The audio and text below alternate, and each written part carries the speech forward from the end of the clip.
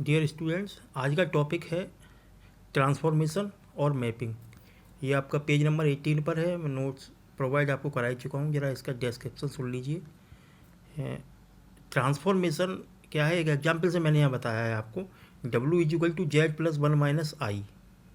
तो W आपका जानते हो, अंडरस्टूड है, U प्लस आई भी होता है आपका। Okay, W equal to u plus i भी और Z equal to x plus I y, ये आप लोग जानते ही हो। W की जगह आप लगा देंगे U प्लस आई भी और Z की जगह एक्स प्लस आई वाई। तो ये आपकी जो बनेगा U plus i v equal to x plus one और आई बाई माइनस वन। तो जब मैं कंपेयर करूँगा रियल और इमेजिनरी पार्ट, तो U किसके इक्वल हो जाएगा, एक्स प्लस वन के, और V किसके हो जाएगा, वाई माइनस वन के। अच्छा, ये जो ट्रांसफॉर्मेशन है W equal to Z plus one minus i, इस ट्रांसफॉर्मेशन के अंदर में जो ये फिगर है आपका x is equal to zero, y is equal to zero, x is equal to one और बाई इजिकल टू टू, इसे हम कहते हैं डी डोमेन कह दीजिए, या इसे आप रीजन कह दीजिए। तो ये रीजन है आपका जेड एक्स प्लेन पर, जेड प्लेन कह दो या एक्स वाई प्लेन कह दो। तो हमें ये देखना है कि इस ट्रांसफॉर्मेशन के अंदर में ये जो फिगर है आपका, जो रीजन है या डी है, ये डब्लू प्लेन में जाके क्या देगा, जाके क्या फिगर बनेगा इसका। तो ट्रांसफॉर्मेशन का सीधा अर्थ ये है कि जेड प्लेन पर कोई भी पॉइंट या फिगर किसी ट्रांसफॉर्मेशन के अंदर में डब्लू प्लेन में क्या देगा, वो उसका आउटपुट क्या निकल के आएगा, दैट इज़ द ट्रांसफॉर्मेशन और मैपिंग। ओके, चलिएगा अब इसमें हम जो x इजिकल टू जीरो है और u equal to x plus one है, इन दोनों को जब मैं सॉल्व करूँगा, then I will get u equal to x, ये जीरो लगा देंगे तो u इजिकल टू वन। ऐसे ही बाई इजिकल टू जीरो लगा देंगे हम v equal to y minus one में, तो v equal to minus one. Okay, x is equal to one लगा देंगे तो u equal to one plus one two, और बाई इजिकल टू टू लगा देंगे तो v equal to two minus one one. तो देखिएगा ये जो u v की वैल्यू निकली है, ये डब्लू प्लेन के लिए निकली है, और ये x और y की जो वैल्यूज हैं आपके, जो आपके कर्व हैं x और y में, वो z प्लेन के लिए हैं, और u और v के जो कर्व हैं आपके, वो डब्लू प्लेन के लिए हैं। तो ये इमेज है कि जेड प्लेन की इमेज डब्लू प्लेन में बनेगी। डब्लू plane means u v plane, z plane means x y plane, एक ही बात है। तो देखिएगा जेड प्लेन में क्या बनेगा, x is equal to zero, y equal to zero, x is equal to one, y equal to two, ये हमारा रेक्टेंगल बन गया। इसी तरीके से हम डब्लू प्लेन में अगर हम ड्रॉ करेंगे, तो डब्लू प्लेन में हमारी जो इक्वेशंस आई हैं वो क्या आई हैं, u equal to one, u equal to two, v equal to one and v equal to minus one. ये हम कर्व ड्रॉ करेंगे तो देखिएगा एक रेक्टेंगल ही आएगा, लेकिन इसका जो पैटर्न है वो अलग होगा। देखिएगा ये आपका बना है x इजिकल टू जीरो पर, ठीक है, बाई एक्सिस पर, ये एक डिस्टेंस पे बनेगा आपका। तो ये आपका मिरर इमेज आ गई, ये इस फिगर की मिरर इमेज क्या आ गई, ये आ गई आपकी है। तो हमने क्या कह दिया, ट्रांसफॉर्मेशन हो गया कि transformation W equal to Z plus one minus i के अंदर में ये जो फिगर है, ये क्या बन गया, ये फिगर ये बन गया, ठीक है। तो ये आपकी ट्रांसफॉर्मेशन है। ट्रांसफॉर्मेशन आप दिया होगा, W की वैल्यू Z के टर्म में आपको दी होगी, दैट इज द ट्रांसफॉर्मेशन। और Z एक्सिस का कोई भी पॉइंट W एक्सिस के किसी पॉइंट में ट्रांसफ़र हो सकता है, ट्रांसफॉर्मेशन उसका हो सकता है। किसी फिगर का फिगर में ट्रांसफॉर्मेशन हो सकता है। अब वो देखना होगा कि आपका ट्रांसफॉर्मेशन किस तरह का है, उस पर डिपेंड करेगा कि फिगर आपका डब्लू प्लेन में क्या बनता है जाके, ठीक है। तो इस तरह की ट्रांसफॉर्मेशन हो गया। नेक्स्ट है आपका कॉन्फॉर्मल ट्रांसफॉर्मेशन। तो कॉन्फॉर्मल ट्रांसफॉर्मेशन क्या है कि आप फिगर देखिएगा, इसमें फिगर में नेक्स्ट पेज पे है, पेज नंबर 19 पर डेफिनेशन से आप पढ़ लीजिएगा, फिगर में समझा दे रहा हूँ मैं, ठीक है। तो नेक्स्ट है आपका पेज नंबर 19 पर, एक्स वाई प्लेन या जेड प्लेन और यू बी प्लेन या डब्लू प्लेन, ये दो प्लेन बने हुए हैं आपके, ठीक है। तो ये कहा जाता है कि दो कर्व हैं आपके C1 C2 जो पी पर इंटरसेक्ट कर रहे हैं जेड प्लेन पर, और इनकी जो इमेज है, यानी सेम कर्व हैं आपके, इनकी जो इमेज बन रही है, दो कर्व हैं आपके C1 dash C2 dash, corresponding curve हैं, C1 के कॉरेस्पॉन्डिंग C1 डैश है और C2 के कॉरेस्पॉन्डिंग C2 डैश है। ये किस पर इंटरसेक्ट कर रहे हैं, P डैश पर इंटरसेक्ट कर रही हैं। तो ये देखा C1 और C2 के बीच का जो एंगल है थीटा, और यहाँ C1 डैश C2 डैश के बीच का एंगल है थीटा, ठीक है। तो ये कहा जाता है, अच्छा एंगल कैसे निकालते हैं, P पॉइंट पर अगर मुझे ये C1 C2 के बीच का अगर एंगल निकालना है तो मुझे क्या करना पड़ेगा, P पॉइंट पर C1 पर टेंजेंट खींचनी होगी और C2 पर टेंजेंट खींचनी होगी। तो जो टेंजेंट आएगी, टेंजेंट के बीच का एंगल होगा वो आपका कर्व का एंगल बन जाएगा। ये जैसे थीटा है यहाँ पे, ऐसे ही मैंने क्या किया है इस वाले कर्व में, इसमें P डैश पर एक टेंजेंट खींची है और P डैश पॉइंट पर मैंने C1 डैश कर्व के लिए एक टेंजेंट खींची है और C2 डैश कर्व के लिए एक टेंजेंट खींची है। उसका जो भी एंगल है दैट इज द थीटा। तो ट्रांसफॉर्मेशन ऐसा transformation which preserves angle both in magnitude and sense between every pair of curves through a point is said to be conformal at that point. कहने का मतलब ये है कि जो थीटा एंगल है दो कर्व्स के बीच का, ये प्रिजर्व रहे, यानी यहाँ थीटा है तो उसके मैग्नीट्यूड में भी चेंज ना है और इसकी डायरेक्शन में भी चेंज ना है। प्रिजर्व रहे, प्रिजर्व का मतलब क्या है, संरक्षित रहे। यानी जेड एक्सिस में अगर एंगल थीटा है तो जेड प्लेन पर, तो डब्ल्यू प्लेन में भी एंगल थीटा रहे। और इसका जो डायरेक्शन है थीटा का, अगर एंटी क्लॉकवाइज है तो इसकी जो इमेज बनेगी डब्ल्यू प्लेन में भी एंटी क्लॉकवाइज रहनी चाहिए, और अगर क्लॉकवाइज है तो जेड एक्सिस जेड प्लेन पर तो डब्ल्यू प्लेन में भी क्लॉकवाइज रहनी चाहिए। तो इस तरह के ट्रांसफॉर्मेशन को हम क्या कहते हैं, कॉन्फॉर्मल ट्रांसफॉर्मेशन कहते हैं। अभी मैंने बताया था पेज नंबर 18 पर ट्रांसफॉर्मेशन जनरल ट्रांसफॉर्मेशन था। कॉन्फॉर्मल ट्रांसफॉर्मेशन एक स्पेशल टाइप का ट्रांसफॉर्मेशन है जिसमें दो कर्व्स के बीच का जो एंगल है वो प्रिजर्व रहता है। यानी जेड प्लेन पर जो एंगल है थीटा, डब्ल्यू प्लेन पर भी थीटा ही एंगल रहेगा और इसकी डायरेक्शन भी सेम रहेगी। Direction preserve angle both in magnitude and sense, यानी मैग्नीट्यूड भी इसका थीटा का सेम रहना चाहिए और डायरेक्शन भी सेम रहना चाहिए। अगर जेड प्लेन में एंटी क्लॉकवाइज है तो डब्ल्यू प्लेन में भी एंटी क्लॉकवाइज डायरेक्शन रहनी चाहिए। जेड प्लेन पर क्लॉकवाइज डायरेक्शन है तो डब्ल्यू प्लेन पर भी क्लॉकवाइज डायरेक्शन रहनी चाहिए।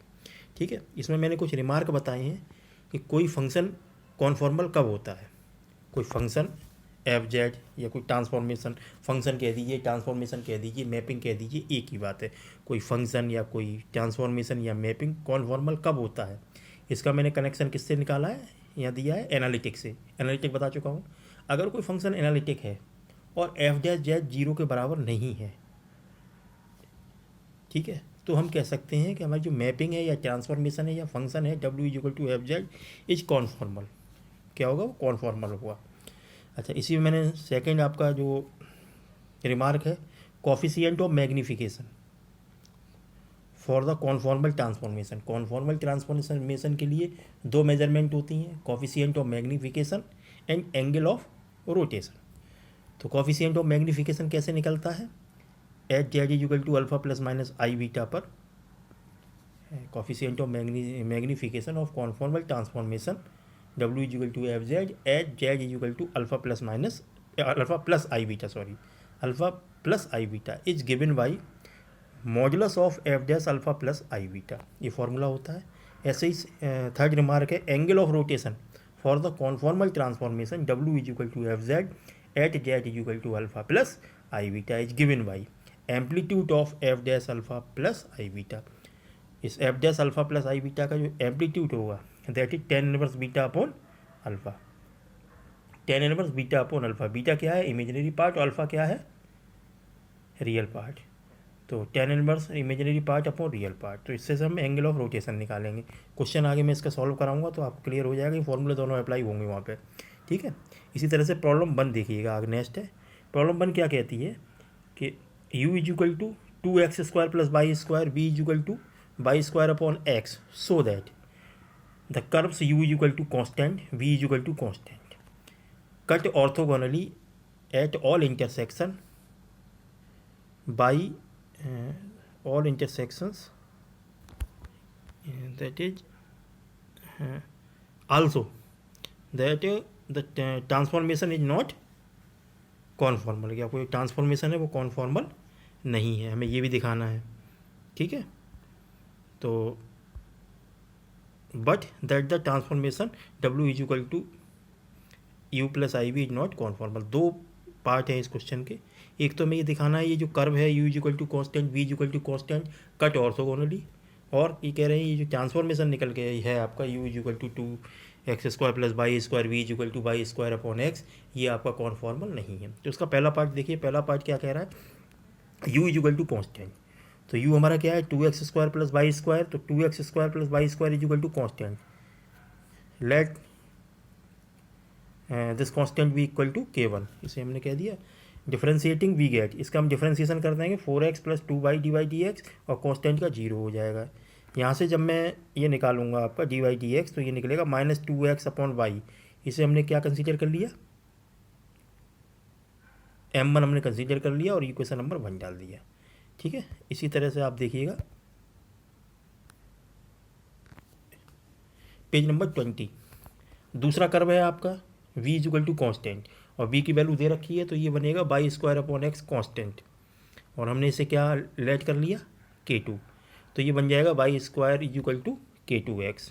तो डिफ्रेंशिएटिंग विद डिफ्रेंशिएटिंग किसी के रेस्पेक्ट में नहीं, थ्रू आउट आप कर देंगे, एक्स के रेस्पेक्ट में कर दीजिए, सॉरी एक्स के रेस्पेक्ट में कर दीजिए, differentiating with respect to x. तो ये क्या बन जाएगा, वी गेट बाई स्क्वायर का 2y d y d x, और K2x का K2 हो जाएगा, डी वाई डी एक्स हो जाएगा K2 अपॉन 2y। मल्टीप्लाई कर देंगे न्यूमिनेटर और डिनोमिनेटर में x से, तो ये बन जाएगा K2x और नीचे 2yx। तो K2x किसके इक्वल है, वाई स्क्वायर के, तो वाई स्क्वायर की वैल्यू लगा दूंगा, वाई स्क्वायर अपॉन 2yx, ये कैंसिल होकर बनेगा वाई अपॉन 2x। इसे हमने क्या ले लिया, इसे हमने कह दिया m2, इक्वेशन नंबर 2 डाल दिया। From first and second m1 into m2 हम अगर कैलकुलेट करेंगे तो दिस विल गिव -1। आपने हाई स्कूल में पढ़ा होगा कि दो कर्व आपके कट कब करते हैं, ऑर्थोगोनली कट करते हैं, जब उनकी जो ग्रेडियंट m1 m2 का मल्टीप्लीकेशन -1 होता है, पढ़ा होगा, पैरेलल होते हैं, तो m1 अपॉन m2 है, और आपका जो ऑर्थोगोनल के लिए क्या है, m1 into m2 is equal to -1। तो m1 into m2 is equal to -1 में हमने दिखा दिया। तो ये हमें दिखाता है कि टू कर्व्स कट ऑर्थोगोनली। आपको ध्यान आ रहा होगा, हाई स्कूल या इंटर में कहीं पढ़ा होगा आपने कि दो के m1 m2 -1 हो तो कर्व आपका ऑर्थोगोनली कट करता है। पहला पार्ट तो इसका हो गया कंप्लीट। ठीक है, इसी तरह सेकंड है कि ये दिखाना है कि हमें हमारा ये जो ट्रांसफॉर्मेशन है ये हमारा कॉन्फॉर्मल है नहीं है, कॉन्फॉर्मल नहीं है। तो उसके लिए हमें क्या करना पड़ेगा, सी आर इक्वेशन दिखानी पड़ेगी कि सी आर इक्वेशन सेटिस्फाई हो रही है या नहीं हो रही है, ये चेक करना है। तो देखिएगा डेल यू डेल एक्स जब हम निकालेंगे, तो डेल यू डेल एक्स निकालेंगे तो ये क्या बनेगा, del u del x is equal to 4x, del u del y is equal to 2y, del v del x is equal to -y square upon x square, और del v del y is equal to 2y upon x. यहाँ से हम देख सकते हैं कि del u del x del v del y के बराबर नहीं है, और del u del y is not equal to minus del v over del x. तो हम कह सकते हैं यहाँ से सी आर इक्वेशन सेटिस्फाई नहीं हो रही है, और सी आर इक्वेशन सेटिस्फाई नहीं हो रही है तो हमारा एफ जेड एनालिटिक भी नहीं है, और जब एफ जेड एनालिटिक नहीं होगा तो एफ जेड हमारा जो ट्रांसफॉर्मेशन है या फंक्शन है या मैपिंग है जो डब्ल्यू is equal to f z, वो आपका कॉन्फॉर्मल नहीं होगा। इसके दोनों पार्ट हो गए। प्रॉब्लम 2 देखिएगा, फॉर द कॉन्फॉर्मल ट्रांसफॉर्मेशन। देखिए ट्रांसफॉर्मेशन चेंज हो रहे हैं, अब इसमें ट्रांसफॉर्मेशन कौन सा आ गया, डब्ल्यू is equal to z square, so that the coefficient of magnification at z is equal to 2 plus I is 2/5 and angle of rotation at z is equal to 2 plus I is tan inverse 0.5। ठीक है, ये दो मैंने remark second और third का formula जो बताए थे वो यूज होंगे इसमें। देखिएगा coefficient of magnification at z is equal to 2 plus I, तो ये अल्फ़ा हो गया 2 और बीटा हो गया 1, ये हो जाएगा modulus F dash 2 plus I। तो एफ डैश जेड कितना हो जाएगा 2z, तो ये जेड की वैल्यू लगा देंगे 2 plus I, तो 2 plus I, तो modulus 4 plus 2I। Modulus 4 plus 2I कैसे निकालेंगे, अंडर रूट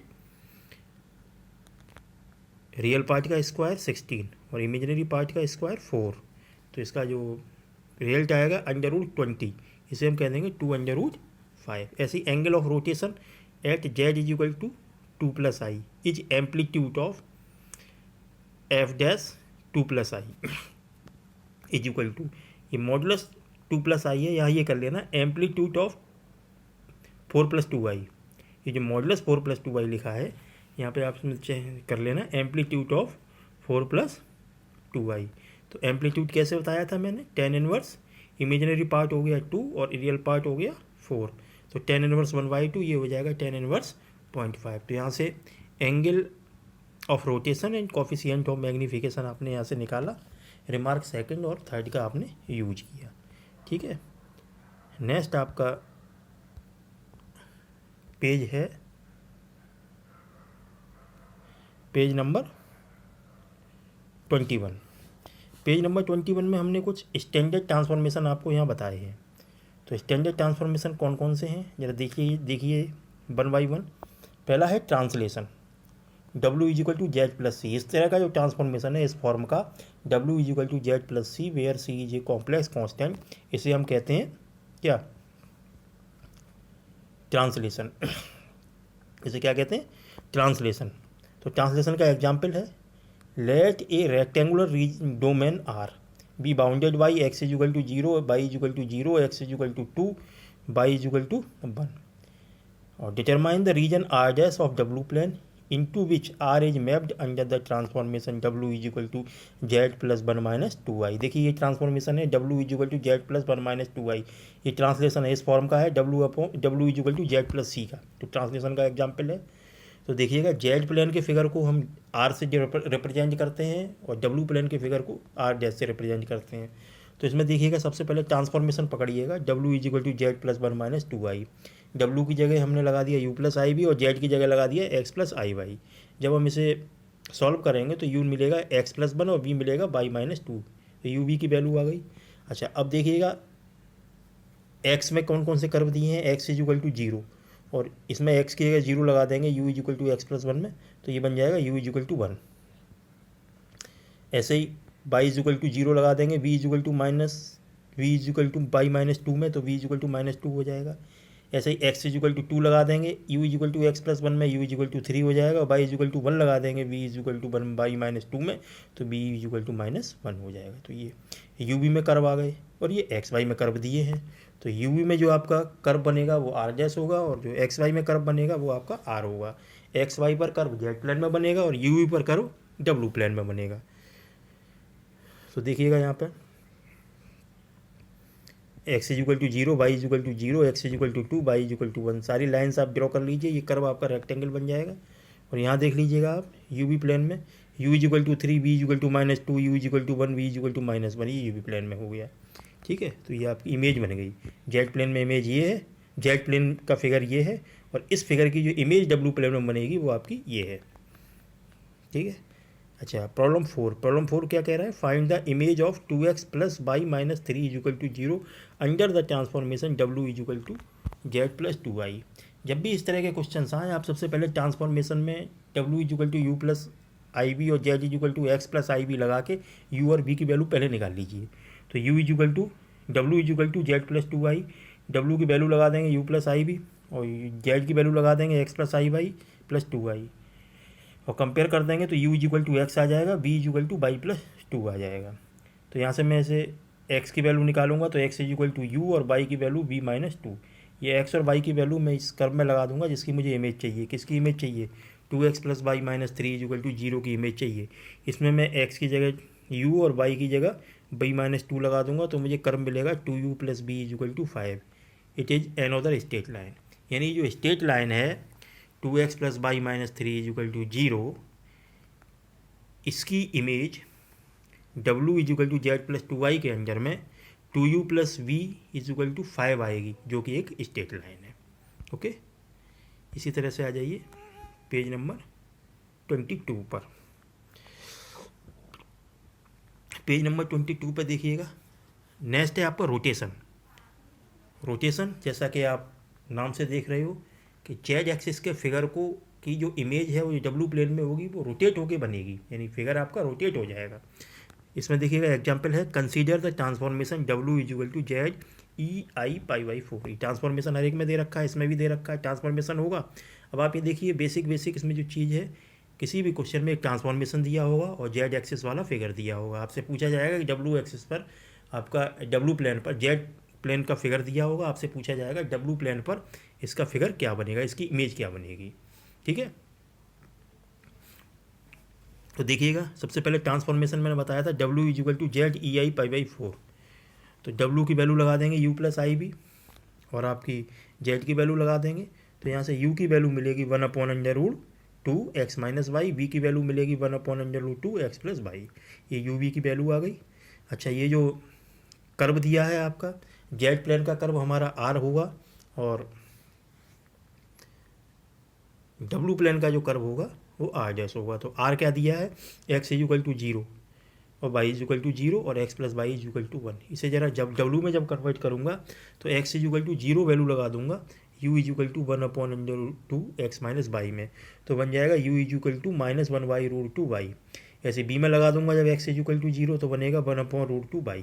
देखिएगा v is equal to -u है यहाँ पे, ऐसे ही y इज इक्वल टू 0 लगा दूंगा u और b में, तो मुझे मिल जाएगा u is equal to 1/√2x और v is equal to 1/√2x। तो इससे हमें क्या रिजल्ट मिलता है, v is equal to u। अच्छा, नेक्स्ट आपका जो फिगर है x plus y is equal to 1, ये मैं इक्वेशन नंबर 2 में x प्लस वाई की जगह 1 लगा दूंगा तो मुझे v इज इक्वल टू 1/√2 मिल जाएगा। ज़रा देखिएगा, अब मैं इसे फिगर को ड्रॉ करूँगा, जेड प्लेन पर फिगर ड्रॉ करूँगा तो क्या बनेगा, x is equal to 0, y is equal to 0, x plus y is equal to 1। ये आपका ट्रायंगुलर रीजन बन गया R।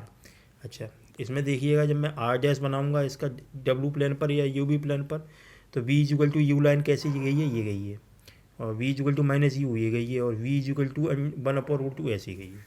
तो आपका ये फिगर बन गया। आप देख सकते हो कि W प्लेन पर इमेज बनी है जेड प्लेन वाले फिगर की, वो रोटेट होके बनी है, फिगर आपका रोटेट हो गया है। ठीक है, तो और कितने एंगल से रोटेट हो गया, π/4 से, तो इसे हम क्या कहते हैं, रोटेशन। ठीक है, तो इसकी ये स्पेशल टाइप का ट्रांसफॉर्मेशन है आपका रोटेशन, इसका रोटेट हो जाएगा। ठीक है, नेक्स्ट है आपका मैग्नीफिकेशन। मैग्नीफिकेशन जैसा नाम से स्पष्ट है, मैग्नीफाई हो जाएगा, यानी फिगर आपका जेड प्लेन का जो फिगर होगा वो डब्लू प्लेन में थोड़ा बड़ा हो जाएगा, जाकर उसका मैग्नीफिकेशन हो जाएगा।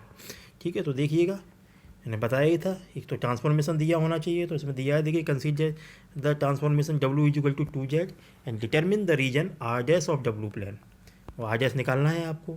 अच्छा, आर भी देख लीजिए, आर भी यहीं कहीं दिया होगा। आर क्या दिया है, x is equal to 0, y is equal to 0, x plus i is equal to 1, x plus y is equal to 1 in the z plane. पिछले क्वेश्चन का ही आर दे दिया है इन्होंने, x is equal to 0, y is equal to 0 and x plus y is equal to 1। ठीक है, तो अभी ये पूछना चाह रहे हैं कि इसकी जो इमेज है वो क्या बनेगी डब्लू प्लेन में। तो देखिएगा W is equal to 2z है, डब्लू की जगह u प्लस आई भी लगा देंगे और 2z की जगह x प्लस आई वाई लगा देंगे, तो u की वैल्यू 2x निकलेगी और v की वैल्यू 2y निकलेगी। x इज इक्वल टू 0 को u is equal to 2x के साथ सॉल्व करूँगा तो मुझे u 0 मिलेगा। y इज इक्वल टू 0 को v इज इक्वल टू 2 के साथ सॉल्व करूँगा, v is equal to 2y के साथ सॉल्व करूँगा, मुझे v इज इक्वल टू 0 मिलेगा। ऐसे ही x plus y is equal to 1 को और u is equal to 2x और v is equal to 2y को जब सॉल्व करूँगा, देखिए ऐड कर देंगे, u plus v is equal to 2x plus y, और x प्लस वाई की जगह 1 लगा दूंगा तो ये बनेगा आपका u plus v is equal to 2। ठीक है, अब इस फिगर को हम ड्रॉ कर लेते हैं, आर को ड्रॉ कर लेंगे और आर जैस को ड्रॉ कर लेंगे पेज नंबर 23 पर।